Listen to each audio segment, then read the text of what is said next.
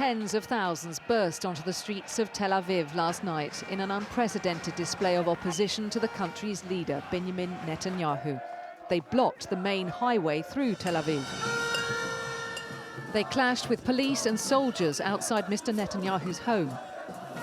And they demonstrated outside Israel's parliament, the Knesset, where the Prime Minister is pushing through a new set of laws which strengthen his coalition government and weaken the power of judges. This is not democracy. This is a new form of regime. I'm afraid of what is going to be for me as a human, for me as a woman.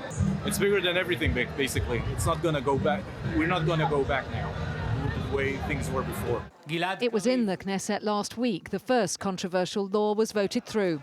It makes it harder to oust Mr. Netanyahu, here on the left, if he's found guilty of the corruption charges he's facing.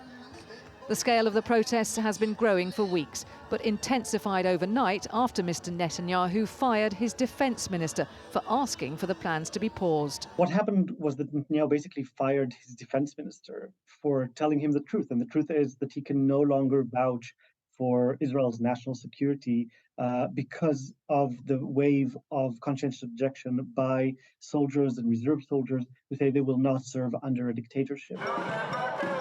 And now Israel's largest trade unions have called a general strike, grounding flights, closing shops and universities and paralysing large parts of the economy, including banking and healthcare.